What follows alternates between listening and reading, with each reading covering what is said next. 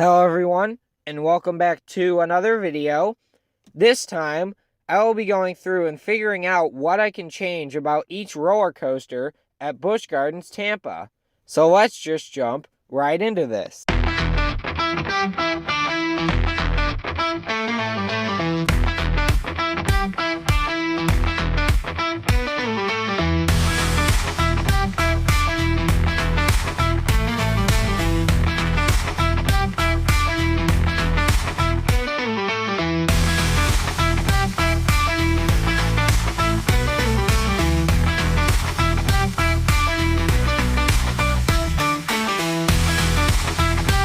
Busch Gardens Tampa is what I would consider to be my home park. Being a Florida native, I have multiple parks that could be considered my home park, but BGT is where I've been going the longest.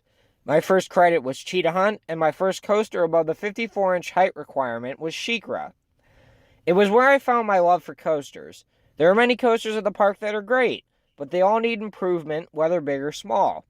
Some of these will be easy and not require much work, and others will probably never happen, and I'll discuss that too. One rule that I've made for myself is I can't just tear down a ride, no matter how bad I think it is. We are going to attack the park by heading into Cheetah Hunt. Cheetah Hunt is an early Intamin Blitz coaster with the old school restraints. The ride experience itself is great, with an amazing sense of speed and poppiness. I find the zero-G roll to actually have decent hang time, and the water's return underneath the serpentine section was a much welcome re-addition. I do wish they would run two stations more often, but at least they do on occasion. The main change I would make is add the new generation Blitz restraints on it, in exchange for the old OTSRs. The ride really has no reason for having the old restraints other than the new ones weren't available then, but the overhead lap bars are available now, and I imagine it would only take a slight modification of the trains to add them. And so I can't imagine it would be too hard, but the park hasn't added them to the ride yet, and the ride is reaching 14 years old, so I don't see them getting changed now, but it would be nice. Next up, we are heading to Cobra's Curse. This is a prototype mock family spinning coaster. The restraints are comfortable and the theming is pretty good. The ride is fun and perfect for families. The vertical lift is unique. The operations I wish were better, but because of the conveyor belt load and the elevator lift, the ride can't really have faster operations. So my main issue with the ride is the fact that the silencer has been broken and hasn't been repaired. On the reverse lift hill before the spinning section, the ride uses drive tires with a standard anti-rollback system. From when the ride opened and up until about early 2023, the ride had a silencer on the anti-rollback system, so riders could enjoy the audio and the story while riding up the lift. But the silencer broke in 2023 and the park hasn't paid for a new one. And that anti-rollback system is loud. So this is a pretty easy change, and I'm honestly surprised the park hasn't just added it or repaired it, because it makes the story so much better. Next up, we have Montu. This is an old school B&M invert and is a pretty solid ride. I think this is a very overrated ride, but it's a solid one. The first drop in the back is phenomenally whippy and the valleys have amazing power. The vertical loop is surprisingly powerful too. The bat wing is the whippiest part of the ride by far. The ride also isn't overly rough as far as how it tracks the course, but the hard OTSRs do provide some pretty heavy headbangs. So the change I would make to the ride is to add the new generation trains with the vest restraints. The vests are comfortable and prevent any headbanging the ride may dish out. Then we travel a bit up to Pantopia for the park's newest coaster, that being Phoenix Rising, which is a new gen B&M family inverted coaster. The ride has a slight rattle, but nothing a slight train mod probably wouldn't fix. The drop has pretty good whip, and the crest of the turns have good hang time, and there's a poppy twisted hill as well. The trains are super comfortable with the new gen overhead lap bars. The theming isn't amazing, but it's enough. The worst part of the ride is by far the operations. The ride needs two trains badly. This change wouldn't be easy, but it also wouldn't be impossible. The ride definitely needs more brakes on the brake run, and probably also needs friction brakes to bring a train to a complete stop, which would require a train modification to allow for a point for the friction brakes to contact, which would make it a little more difficult, but it wouldn't be that difficult. Also, I would staff the ride platform with 4 ride ops so the trains can be dispatched faster than 4.5 minutes. Then at the back of the park, we have Kumba. At the time of this recording, Kumba has an uncertain future, with the ride being closed for a few months and rumors swirling around of the sinkhole affecting the ride structure. But I am still including the ride as if it's just fine, because we don't know yet. The ride is very overrated. It's not super intense and very rough. The layout is great though and has a great element sequence, but the ride is just getting old.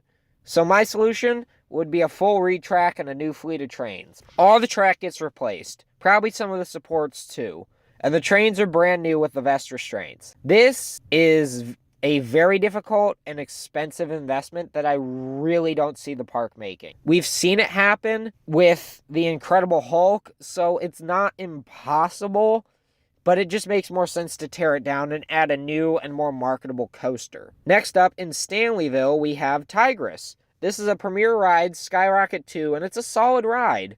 The ride is packed with positive G-forces throughout the entire layout.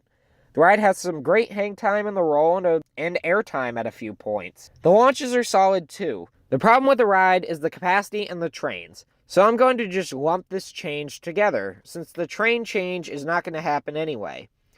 The trains have the completely useless comfort collars that just get in the way, so those are going to get removed. But I would just completely overhaul the trains, so that way there is more room to get in and out, and I don't have to turn into a pretzel to get into the tiny train. Then, I would also add a turntable to the station to allow for 2 train operations and better throughput. This, coupled with the wider trains, would allow for faster loading and unloading. This is never going to happen. The train portion alone would require massive train modifications, as well as modifications to the track and station to begin with, to compensate for the longer trains with more room, and then adding on the turntable, it would never happen. But this is just what I want to see happen. Next, in Stanleyville, we have SheiKra. This is an old-school wide-track dive coaster that got retrofitted with the floorless trains 2 years after it opened. The ride has a great drop and powerful first valley. The turn after the flowy implement has great power, and the drop off the mid-course has great ejector, before a floaty turn and power helix into the brakes. The ride is short, but I wouldn't bother extending it either because it's a great ride. The trains are comfortable too.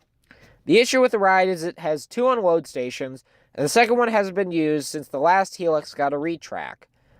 I got a chance to take a behind-the-scenes coaster tour, and after talking to one of the ride techs, the programming for the second load station got deleted during the reprogramming after the retrack. So, the re-implementation of the second station will require some effort, but nothing insane, since it would just probably require some recoding of the ride's computer and load and unload sequence and block zone setup. Then we head down to Sesame Street and find Air Grover. This is a junior coaster and is perfect for kids. I never ride this coaster, but I would say the best thing to do is add more theming to allow the kids to enjoy the full Sesame Street nature of the ride. That's it. Finally, we have OG Gwazi. This is a massive RMC hyper hybrid coaster and is phenomenal. The ride is easily the best in the park and has great power. The first drop has phenomenal airtime, and all the elements have a great mix of either flow-ejector or full ejector airtime along with whip. The stall has amazing hang time as well, and the final 3 airtime moments are still phenomenal. The ride still has a full head of steam heading into the brakes, which means the ride could continue with more elements, but honestly, it doesn't need any more, as knowing RMCs, they would just get repetitive. So to me, the best thing to do is to improve the operations. This is going to be one change with multiple elements to it. The first thing is to keep the chain at full speed all the way until the train drops off the lift, and not slow down at the top. Then we would need to install a multi-move function on the coaster, so that both trains can begin moving at the same time, because currently it takes the train parked in the transfer to take forever to pull into the station and park after the train ahead had dispatched, and multi-move would bring down the park time. The final thing is to have 6 operators on the platform to improve dispatch times. This would be a pretty easy change for the most part. We know the ride can go full speed over the lift because we saw it during testing. The multi-move would require some programming, but it shouldn't be too difficult. And the staffing of more ops shouldn't be too hard either. But those are my thoughts on the changes that should happen to the coasters at Busch Gardens Tampa. Let me know what you think of my changes and what changes you would make. But that's all for this time, and we'll see you all next time on another adventure.